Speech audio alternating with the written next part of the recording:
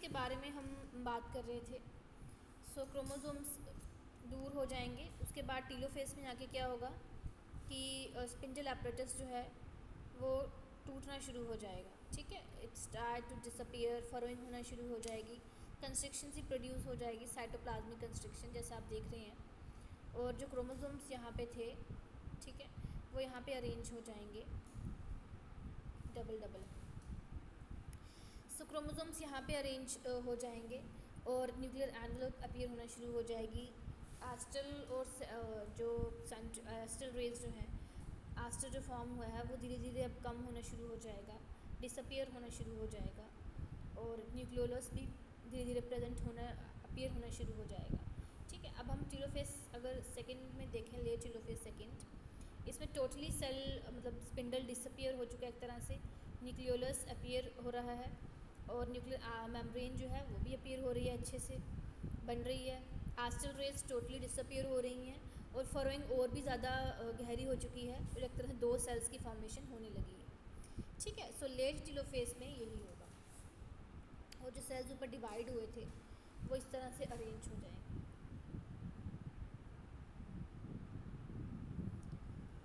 So you can see ये gametes produced हुए हैं, जो सेल टोटली डिवाइड हो चुका है, दोनों में एक एक सेंट्रियोल है और एक एक न्यूक्लियस प्रेजेंट है and single set of chromosomes is present. So इस तरह से मियोसिस से क्या है कि गैमीट्स प्रोड्यूस्ड हुए हैं। ठीक है, हैप्लॉइड से डिप्लॉइड से हैप्लॉइड स्टेज में आए हैं और गैमीट्स की प्रोडक्शन हुई है। बेसिकली यहाँ पे आपकी जो मियोसिस है सेकेंड, वो एंड हो जाती है कि गैमीट्स की प्रोडक्शन हो चुकी है। सो यू कैन सी कि कहाँ से क्रोमोसोम्स किस तरह से शुरू हुए थे हम लैक्टोटीन स्टेज से और यहाँ पे अब गैमीट्स बन चुके हैं। Half number of chromosomes is present. Cytokinesis भी होती है इसके बाद। उसमें क्या होगा कि जैसे मैंने आपको बताया कि प्लांट सेल में सेल प्लेट फॉर्मेशन होती है, तो एनिमल सेल्स में फरोइंग होगी और बाद में ये जो फॉर्म हुए हैं गैमीट्स, साइटोप्लाज्म डिस्ट्रीब्यूटेड हो जाएगा, इक्वली डिस्ट्रीब्यूट रहेगा इन सभी सेल्स में। ठीक है, इन सभी सेल्स में इक्वली डिस्ट्रीब्यूट हो जाएगा और ये न्यूक्लियस के डिवीजन के बाद साइटोकाइनेसिस होती है, यानी कि साइटोप्लाज्म की division. Karyokinesis is known as nucleus की division and cytokinesis is known as cytoplasm की जो डिवीजन होती है जिस तरह से।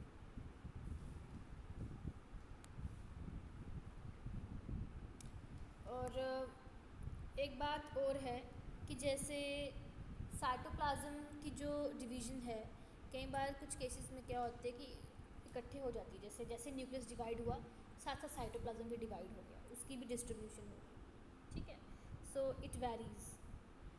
तो जैसे आप देख रहे हो कि पहले डिप्लॉयड पेरेंट सेल किस तरह से हेटेरोटाइपिक जो फर्स्ट डिवीजन थी, मियोसिस फर्स्ट थी, उसमें डिप्लॉयड हुआ है, हैप्लॉइड सेल्स में आया है, फिर 4 हैप्लॉइड सेल्स बने हैं, उसके बाद एक तरह से होमोटिपिक डिवीजन हुई है, सिमिलर डिवीजन हुई है। सो जो 4 डॉटर सेल्स जो भी एक बनती हैं वो लीनियर एक तरह से टेट्राड में बनती हैं। साइटोकाइनेसिस कई बार क्या होता है कि न्यूक्लियर का वेट करती है, न्यूक्लियर डिवीजन का, कि न्यूक्लियस डिवीजन हो तो उसके बाद साइटोकाइनेसिस आए। बट समटाइम्स क्या होता है कि वो इकट्ठे हो जाती हैं कई बार, किस केस में न्यूक्लियस की जैसे डिवीजन होगी वैसे साइटोप्लाज्म में डिस्ट्रीब्यूट हो जाएगा इक्वली। So it depends. बाकी जो मियोसिस सेकंड है उसे हम माइटोसिस की तरह, कई लोग कहते हैं कि मियोसिस इस सेकंड जो है वो माइटोसिस की तरह है या उसे माइटोसिस कहा जाता है, बट ऐसा नहीं है। क्योंकि इसमें क्या है कि माइटोसिस, जब हमने माइटोसिस पढ़ी थी तो उसमें जो क्रोमोसोम्स थे वो इक्वली डिस्ट्रीब्यूटेड थे, वहाँ पे ऐसे हैप्लॉइड वाला कोई चक्कर नहीं था। इसमें क्रोमोसोम्स हैप्लॉइड हो जाते हैं। ठीक है, और यहाँ पे इंटरफेस भी कोई प्रेजेंट नहीं रहता, डायरेक्ट प्रोफेस भी बहुत शॉर्ट सा होता है, मेनली मेटाफेस ही रहता है। ठीक है, और जो क्रोमैटिड्स हैं वो अक्सर सिमिलर नहीं होते हैं, क्योंकि वहाँ पे क्या होता है कि क्रोमैटिड्स जो होते हैं माइटोसिस में वो सिमिलर होते हैं, यहाँ पे नहीं होते क्योंकि क्रॉसिंग ओवर हुई होती है। ठीक है, सो डिफरेंट मतलब एक एक सेल में और जीन कम्बिनेशंस की वजह से इसी तरह से क्या है कि जो डॉटर सेल्स जो मियोसिस सेकेंड में फॉर्म हुई होती हैं वो पेरेंट्स से थोड़ी डिफरेंट हो जाती हैं, क्योंकि क्रॉसिंग ओवर, रिकम्बिनेशन, साइनेप्सिस, इन सब के कारण जो होता है वो जीन कम्बिनेशन हो जाती है और ऐसा कुछ भी माइटोसिस में नहीं होता। ठीक है, और बाकी मियोसिस का मतलब यही है कि क्रोमोसोम नंबर हाफ हो जाए, हैप्लॉइड हो जाए। ठीक है। सो बाकी ये है कि जो मियोसिस फर्स्ट में जो भी डिवीज़न हुई होती है उसमें तो हैप्लॉइड सेल्स में बन जाता है। मियोसिस सेकंड में क्या होता है कि क्रोमोसोम्स जो होते हैं वो एक तरह से सेपरेट होना शुरू हो जाते हैं, पर मियोसिस सेपरेट होना शुरू हो जाएंगे, और मियोसिस फर्स्ट में जो क्रोमोसोम्स एनाफेज में जब डिवाइड होकर बनते हैं वो स्टिल एक तरह से डबल की फॉर्म में होते हैं, ठीक है, डबल होते हैं, और टू क्रोमैटिड्स होते हैं, और उनका जो डीएनए होता है वो डबल होता है।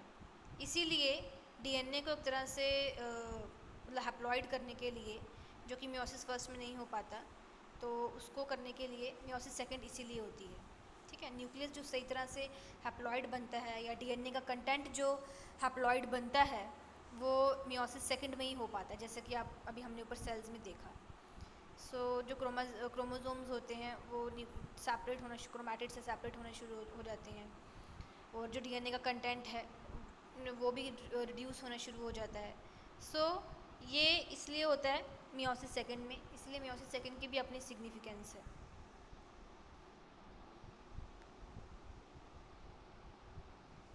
सो इसलिए मियोसिस सेकंड जो है उसकी भी अपनी सिग्निफिकेंस है।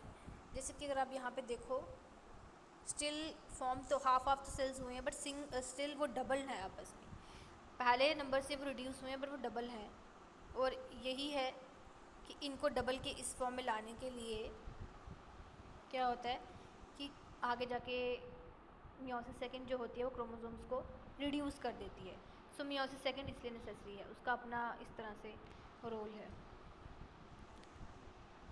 So this was all about today's lecture, कि किस तरह से मियोसिस फर्स्ट और मियोसिस सेकंड दोनों काम करती हैं, because they all a part of meiosis, और किस तरह से नंबर डिप्लॉयड से हैप्लॉयड आता है, रिड्यूस्ड होता है, डॉटर सेल्स किस तरह से फॉर्म होती हैं, और जो कि हमें देखने को मिलता है एनिमल सेल्स में बेसिकली, क्योंकि वहाँ पे ज़्यादातर सेक्शुअल रिप्रोड्यूसिंग ऑर्गेनिजम्स जो हैं उनके गैमीट्स की फॉर्मेशन में ये जो डिवीज़न है ये ज़्यादा इम्पोर्टेंट है। सो आई होप आप सबको क्लियर होगा।